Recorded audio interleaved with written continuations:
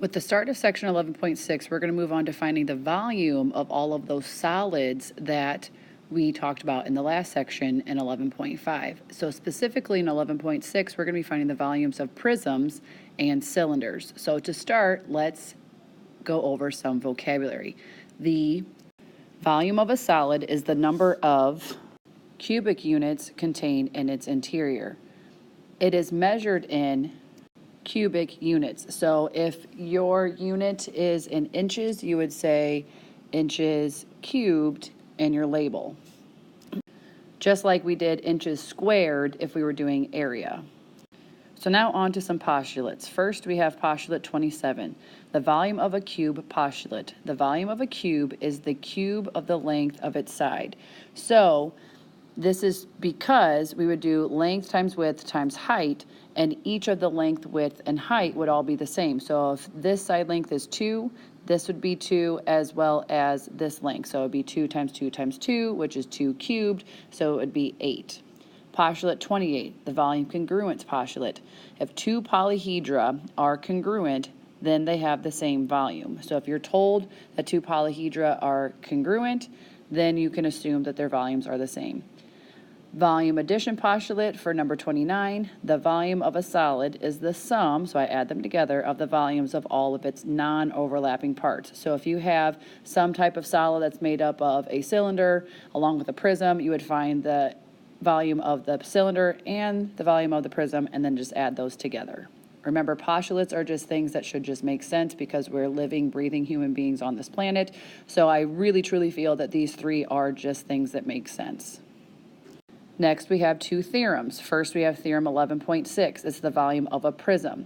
The volume V of a prism is V equals big B times H, where B is the area of the base. So it's really easy when you have a rectangular prism because it would just be length times width times height, like we were talking about for the cube. However, it's going to be different if we have like a hexagonal prism or an octagonal prism. So what you have to do is to find the area of the base times the height. So whatever the bases are, the two parallel planes that are the congruent polygons, find the area of the base and just multiply by the height of the prism. Theorem 11.7, the volume of a cylinder. The volume V of a cylinder is, just like it was before, V equals big B times H, where B is the area of the base. But for a cylinder, the base is always going to be a circle. So you can think of it as pi r squared, since that's the area of the base, times the height. So the biggest thing that I want you to write down in your notes is volume is the area of the base times the height. So if your base is a rectangle, just do base times height and then multiply by the height of the prism.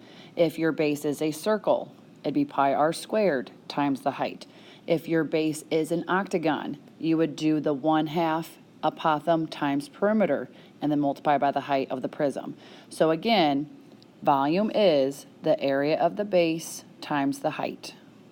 This is why we spent so much time on section 11.3 when we were finding the area of regular polygons, because now we're going to use that formula 1/2 apothem times perimeter in order to find the area of the base of our prisms and then multiply by the height. So if you struggled in 11.3 and on the 11.3 quiz, it's coming back to haunt you in this section, so beware. So here's example number 1. Find the volume of the right hexagonal prism.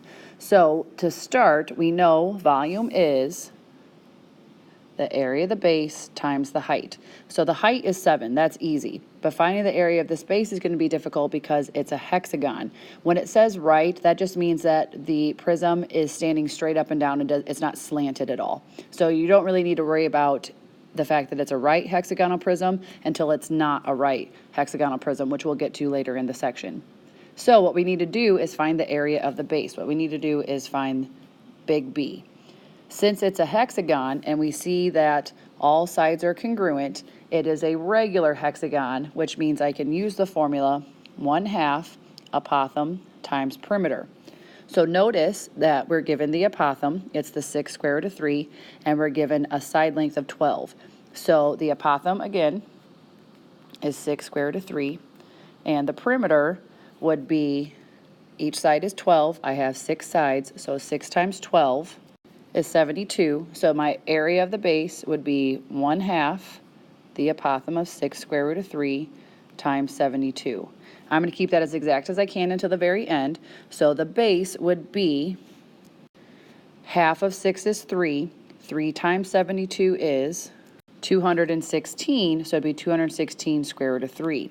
So now when I find the volume, I take the area of the base, 216 square root of 3, and then multiply by the height, which was 7. So to keep it as exact as we can take the 216 times the 7 and then just tack the square root of 3 at the end. So I would get 1,512 times the square root of 3.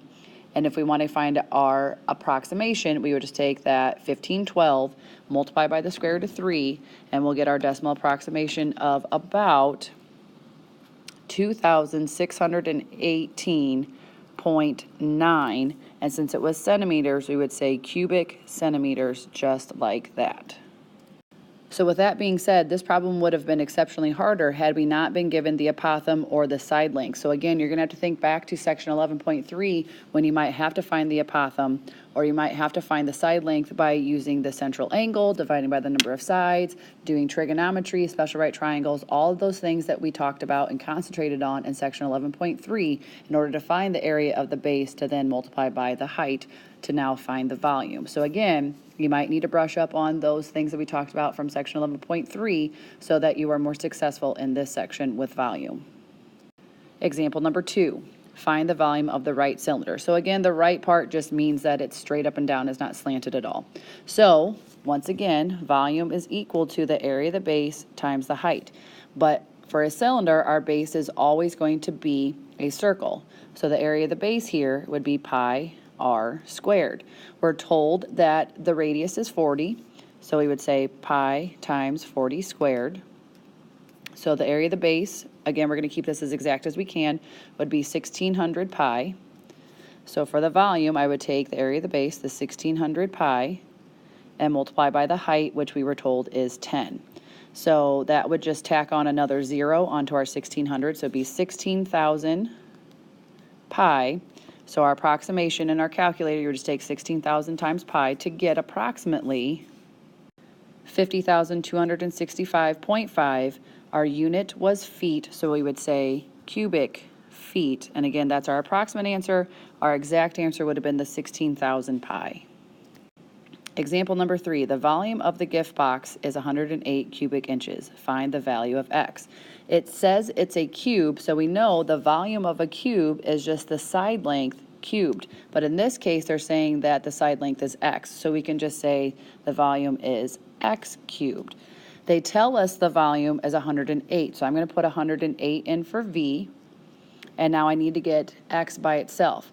So just like we take the square root in order to get an x squared by itself, I'm going to take the cube root here to get the x by itself here. So the cube root of 108 means what number times itself 3 times gives me 108. So the cube root of 108 is about 4.76. It was cubic inches, so I'm going to say about 4.76 inches. So what that means is that if I have a gift box that has a volume of 108 cubic inches, the length, the width, and the height would all be about 4.76 inches.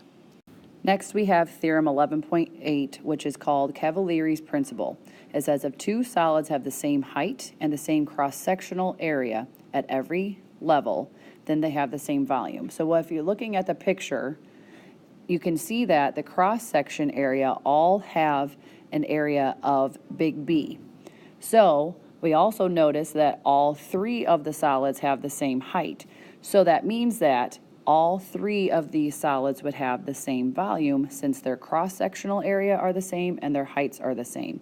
This is going to come into play when we have non-right prisms and cylinders, meaning that they're going to be slanted.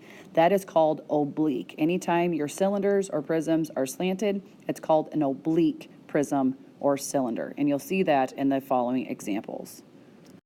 So example number 4 says find the volume of the oblique cylinder. So once again, oblique means that it's going to be tilted. But as long as you know what the height is from the base to the other base, you can still find the volume. So you still are going to do volume equals the area of the base times the height. So our base is a circle. So big B is going to be found by doing pi r squared. So if the radius is 9, we would do pi times 9 squared. 9 times 9 is 81, so we'd have 81 pi for the area of the base. So the volume would be 81 pi, big B, times the height, which is 12. So 81 times 12 in our calculators would be 972. So our exact answer would be 972 pi. So our approximate answer would be 3053.6, and we were given the unit of meters, so it would be meters cubed. And now our last problem, number 5. Find the volume of the oblique prism. So just like before, as long as you are given the distance or the height between one base and the other base, you approach this problem just like you do for right prisms or cylinders. So our formula is still, the volume is the area of the base times the height. So our bases in this case are right triangles. So remember, the area formula for a triangle is 1/2 base times height. And again, when it is a right triangle, like in this problem, the two legs are the base and the height. So it would be 1/2 times the base of 9 times the height of 5. So 9 times 5 is 45, half of that is 22.5. So the area of the base is 22.5. So putting that back into our formula, the area of the base, 22.5, times the height of 8 would be equal to 180 cubic meters. That's it for this section. Make sure you jot down anything you didn't understand that we can cover in class before we move on, and we'll see you then.